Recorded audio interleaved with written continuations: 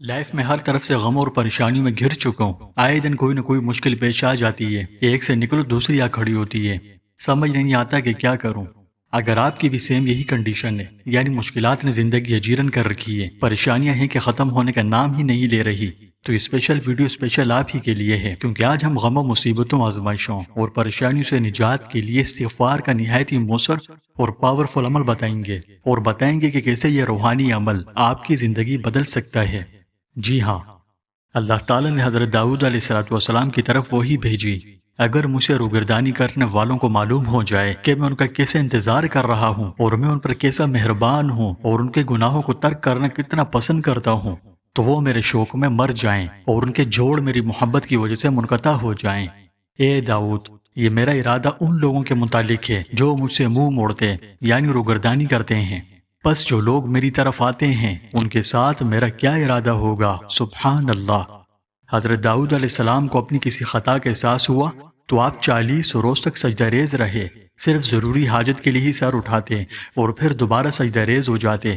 آپ نہ کچھ کھاتے نہ کچھ پیتے، صرف روتے رہتے، حتیٰ کہ آپ کے سر کے گرد گھاس ہو گئی اور آپ ہر وقت اپنے رب کو پکارتے رہتے اور اس سے توبہ کا سوال کرتے رہتے۔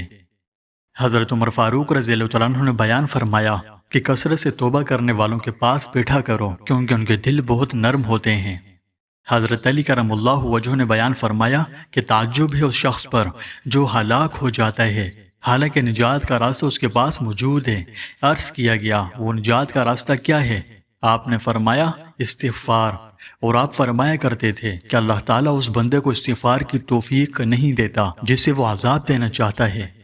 حضرت ابو ہریرہ رضی اللہ تعالیٰ عنہ نے بیان فرمایا کہ میں حضور نبی اکرم صلی اللہ علیہ وسلم سے بڑھ کر استغفار کرنے والے کسی شخص کے پاس نہیں بیٹھا، یعنی مفہوم یہ کہتا ہے کہ میں آج تک کسی ایسے شخص کے پاس نہیں بیٹھا جو رسول اللہ صلی اللہ علیہ وسلم سے بڑھ کر استغفار کرنے والا ہو۔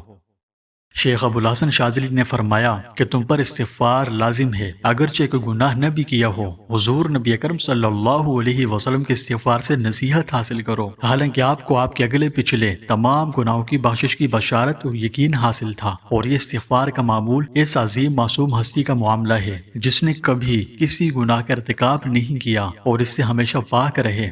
اس شخص کے متعلق کیا خیال ہے جو کسی وقت بھی عیب اور گناہ کے امکان سے خالی نہیں، یعنی اسے کس قدر استغفار کی ضرورت ہے؟ حضرت قتادہ نے بیان فرمایا کہ قرآن مجید تمہیں تمہاری بیماری سے بھی آگاہ کرتا ہے اور تمہارے لیے دوا بھی تجویز کرتا ہے، تو تمہاری بیماری تمہارے گناہ ہیں اور تمہاری دوا کثرت استغفار ہے۔ حضرت امام جعفر صادق نے فرمایا کہ جس کو رزق کی تنگی ہو اور تاخیر سے ملے اسے کثرت سے استغفار کرنا چاہیے۔ حضرت ذوالنون مصری نے فرمایا کہ توبہ کی حقیقت یہ ہے کہ زمین اپنی فراخی کے باوجود تمہارے لیے اس قدر تنگ ہو جائے کہ تمہیں کہیں قرار حاصل نہ ہو، پھر یہ حال ہو جائے کہ تمہارا نفس بھی تم پر تنگ ہو جائے۔ تو کیا بھی یہ محسوس کرتے ہیں کہ زندگی جیسے رک سی گئی؟ دعائیں مانگتے ہیں، کوششیں کرتے ہیں، لیکن نہ تو دل کو سکون ہے نہ حالات بدلتے ہیں۔ اگر آپ کی زندگی میں کچھ بھی نہیں بدل رہا تو ممکن ہے کہ آپ ایک ایسی کنجی کو اگنور کر رہے ہیں جس کا نام ہے استغفار۔ اللہ تعالیٰ قرآن مجید میں فرماتے ہیں فَقُلْتُ اسْتَغْفِرُوا رَبَّكُمْ إِنَّهُ كَانَ غَفَّارًا يُرْسِلِ السَّمَاءَ عَلَيْكُمْ مِدْرَارًا وَيُمْدِدْكُمْ بِأَمْوَالٍ وَبَنِينَ وَيَجْعَلْ لَكُمْ جَنَّاتٍ وَيَجْعَلْ لَكُمْ أَنْهَارًا۔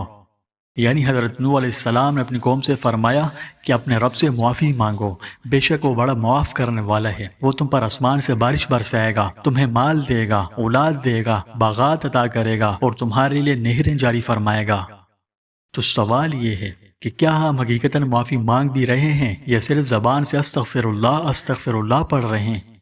استغفار صرف استغفر اللہ کہنے کا نام نہیں ہے، یہ ایک احساس ہے، ایک رویہ، ایک تبدیلی کی شروعات ہے۔ سچی توبہ کا مطلب یہ نہیں کہ ہم فرشتہ بن جائیں، بلکہ اس کا مطلب یہ ہے کہ ہم اپنی غلطیوں کو پہچانیں، ان پر شرمندہ ہوں اور اللہ کی طرف واپس پلٹ آئیں۔ اگر بارش نہیں ہو رہی تو ممکن ہے زمین نہیں، ہمارے دل خشک ہوں۔ اگر رزق میں برکت نہیں تو شاید ہمارے دل میں توبہ کی نمی باقی نہیں۔ اگر سکون نہیں تو شاید ہم نے اللہ سے معافی مانگنے کو عادت نہیں بنایا۔ سچی توبہ کی 3 بڑی نشانیاں: ندامت محسوس کرنا، یعنی دل سے پچھتانا، یا اللہ میں نے غلط کام کیا، معاف کر دے۔ فوری طور پر رک جانا، یعنی گناہ سے فاصلے اختیار کرنا، نیت کر کے فوری دور ہو جانا۔ واپسی کا وعدہ یعنی یہ عزم کرنا کہ اب دوبارہ وہ غلطی وہ گناہ نہیں ہوں گی۔ حضرت علی کرم اللہ وجہ فرماتے ہیں کہ استغفار صرف زبان سے کہنا نہیں بلکہ یہ دل سے توبہ، عمل سے دوری اور اللہ کی طرف رجوع کا نام ہے۔ جو لوگ روزانہ استغفار کو اپنی زندگی کا حصہ بناتے ہیں وہ اپنے تجربے میں دیکھتے ہیں کہ دل نرم ہوتا ہے، مشکلات آسان ہوتی ہے، اللہ کی مدد قریب آتی ہے، بے سکونی امید میں بدلتی ہے، رزق، اولاد، صحت سب کچھ سنورنے لگتا ہے۔ رسول اللہ صلی اللہ علیہ وسلم جن کے سارے گناہ پہلے ہی معاف تھے، وہ بھی دن میں 70 سے 100 مرتبہ استغفار کیا کرتے۔ تو ہم کس بنیاد پر استغفار سے غافل ہو سکتے ہیں؟ اس کی قدر پہچانیں اور آئیے آج سے اسی وقت سے اپنے دل کو توبہ سے جوڑ لیں۔ روزانہ کم از کم 2000 بار استغفر اللہ الذی لا الہ الا هو الحی القیوم واتوب الیہ اس کو اپنی زبان پر لے آئیں۔ انشاءاللہ آپ خود دیکھیں گے زندگی خود بخود بدلنے لگے گی، کیونکہ اللہ کا وعدہ ہے کہ وہ توبہ قبول کرتا ہے اور گناہوں کو نیکیوں میں بدل دیتا ہے۔ میرے عزیز دوستوں، حقیقی توبہ ہم سے اس امر کا تقاضا کرتی ہے کہ ہم ماضی میں کیے گئے برے اعمال سے بچتے ہوئے کمائی کا ان کے تدارک میں مستعد اور کوشاں رہے۔ بے شک نیک اعمال بجا لانے سے برائیاں خود بخود مٹ جاتی ہیں۔ چنانچہ آخرت کی کامیابی صرف انہی کا مقدر ہے جو نیک کاموں کے ذریعے برائی کو خود سے دور رکھتے ہیں۔ بندہ اپنے گناہوں اور خطاؤں پر اللہ کی ناراضگی اور گرفت کے باعث یوں بے قرار ہو جائے کہ سوائے اللہ کی بارگاہ کے کوئی پناہ اس کے پیش نظر نہ رہے۔ جب اللہ رب العزت کی بارگاہ کے علاوہ سب کچھ اس کی نظر میں معدوم ہو جائے تو گویا اس نے حقیقت توبہ کو پا لیا۔ تو پیارے دوستوں، توبہ کوئی ایسا فعل نہیں جس کو غیر ضروری خیال کیا جائے، یہ ہر شخص پر ہر حال میں واجب ہے۔ اخروی کامیابی کا انحصار انسان کے تائب ہونے سے مشروط ہے۔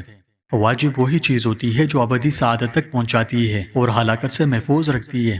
اگر کسی کام کے کرنے اور نہ کرنے کے ساتھ سعادت اور بدبختی کا کوئی تعلق نہ ہو تو پھر اس کا واجب ہونا بے معنی بات ہوگی۔ جب کوئی انسان بھی تبان خطا سے کلیتاً محفوظ نہیں، دنیا، نفس اور شیطان ہر وقت اسے گمراہ کرنے کی گھات میں رہتے ہیں، تو توبہ ہی وہ واحد سہارا ہے جو اسے گمراہی اور ظلمتوں کے اندھیرے سے نکال کر ہدایت کے نور میں لے جاتا ہے۔ لہٰذا توبہ استغفار کی اہمیت کو سمجھنے کی کوشش کریں۔ یہ کوئی معمولی چیز نہیں بلکہ ایک روحانی خزانہ ہے، جو اسے پا لے وہ کبھی گمراہ نہیں ہو سکتا۔ اللہ ہم سب کو گمراہی سے بچائے۔ کامنٹس میں بتائیں کہ آپ توبہ کے بارے میں کیا جانتے ہیں، اور ہاں، اس ویڈیو کو اپنے فرینڈز اینڈ فیملیز کے ساتھ بھی لازمی شیئر کیجیے، اور اس ویڈیو کے کامنٹس میں ثواب کی نیت سے ایک دفعہ استغفر اللہ ضرور لکھیں تاکہ آپ توبہ کا ایک قدم آج ہی اٹھائیں۔ اللہ ہمیں سچی پکی توبہ کی توفیق دے۔ پیارے دوستوں، آپ ثواب کی نیت سے اللہ کے ناموں میں سے کوئی بھی نام کامنٹس میں ضرور لکھیں اور اس ویڈیو کو امان سمجھتے ہوئے آگے بھی زیادہ سے زیادہ شیئر کریں۔ اللہ ہم سب کا حامی و ناصر ہو۔